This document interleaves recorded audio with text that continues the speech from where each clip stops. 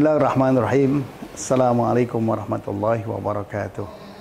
Innal hamdalillah nahmaduhu wa nasta'inuhu wa nastaghfiruh wa na'udzu billahi min syururi anfusina wa min sayyiati a'malina. May yahdihillahu fala mudilla lahu wa may yudlilhu fala hadiyalah. Wassalatu wassalamu ala sayyidi Rasulillah sayyidina wa maulana Muhammadin ibni Abdullah wa ala alihi wa ashabihi wa man tabi'ahu wa wala. Amma ba'd. Alhamdulillah, kita bersyukur pada Allah Subhanahu wa taala, pemirsa MUI TV Kota Depok, yang semoga kita senantiasa mendapatkan keberkahan dan keridhaan dari Allah Subhanahu wa taala. Terinspirasi dari sebuah hadis Rasulullah sallallahu alaihi wasallam yang berbunyi, "Man fattara sa'iman kana lahu mithlu ajri ghaira annahu la yanqusu min ajri as-sa'imi syai'un." Hadis ini memberikan sebuah gambaran kepada kita bahwa ternyata memberikan sesuatu kepada seorang yang berpuasa untuk berbuka, maka dia akan mendapatkan ganjaran pahala yang berlipat ganda. Bahkan pahala yang dimiliki oleh seorang yang memberikan iftar buat berbuka puasa, itu akan diberikan kepada orang yang memberikan iftar itu tanpa mengurangi sedikit pun dari apa yang dia dapati dalam bentuk pahala dari Allah Subhanahu wa taala. Ada satu kisah. Kisah ini kita sudah sama-sama ketahui. Satu ketika Zaid bin Sabit, seorang sahabat Rasulullah sallallahu alaihi wasallam, yang beliau karena saking begitu kuatnya hafalan, akhirnya ditempatkan oleh Nabi Muhammad sallallahu alaihi wasallam sebagai seorang yang dimintakan untuk menulis Al-Quranul Karim.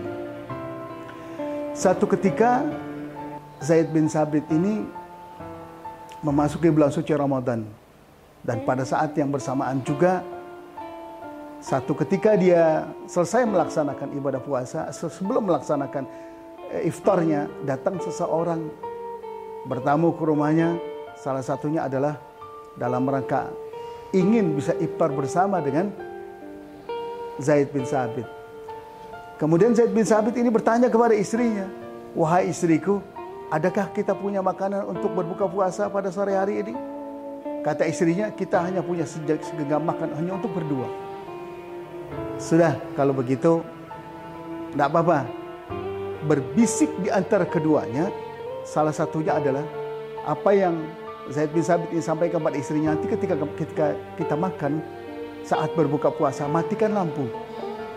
Kemudian setelah itu kita berbecak seakan-akan kita makan bersama. Ketika azan tiba, Allahu Akbar, Allahu Akbar, maka tamu tadi dipersilakan untuk menuju ke hidangan makan. Karena makannya cuma sekedar untuk dia berdua, akhirnya pemirsa MUI TV yang dirahmati Allah Subhanahu wa taala, berbukalah mereka. Pada saatnya makan, maka berbecak seakan-akan dia ikut makan, padahal makan dia diberikan kepada tamu tadi yang berbuka puasa. Selesai dari iftarnya, kemudian Zaid bin Sabit ini berangkat menuju ke masjid, bertemu dengan Nabi Muhammad SAW. Sepanjang penglihatan daripada Zaid bin Sabit, Nabi Muhammad ini selalu tersenyum dan tertawa. Apa yang disampaikan oleh Nabi Muhammad? Allah memberitahuku bahwa ternyata engkau adalah orang yang begitu ikhlasnya memberikan makan kepada orang yang berpuasa tadi, sementara kamu tidak makan apa-apa kecuali minum. Ketika itulah Allah menyampaikan kepada aku, kata Rasulullah SAW, bahwa inilah seorang hamba yang akan mendapatkan ganjaran pahala yang sangat besar dari Allah Subhanahu wa taala. Apa yang kita bisa ambil? Kita bisa petik. Pada zaman Rasulullah SAW, kehidupan tidak seperti saya sekarang. Semuanya serba ada. Apa yang kita inginkan, bahkan hanya melalui telepon, komunikasi melalui media, yang kita inginkan untuk belanja sesuatu tanpa kita berangkat ke tempatnya, itu sudah bisa diantarkan ke tempat kita. Begitu mudahnya kita bisa mendapatkan makanan yang kita inginkan. Tapi bagaimana pada zaman Rasul, pada zaman 15 abad yang lalu? Begitu sulitnya dengan makanan, tapi mereka masih mau memberikan makan untuk berbuka puasa, untuk iftarnya bersama. dengan merelakan dirinya tidak makan seperti yang dimakan oleh tamu tadi. Itulah sangat luar biasa. Kisah inspirasi ini memberikan gambaran kepada kita bersama.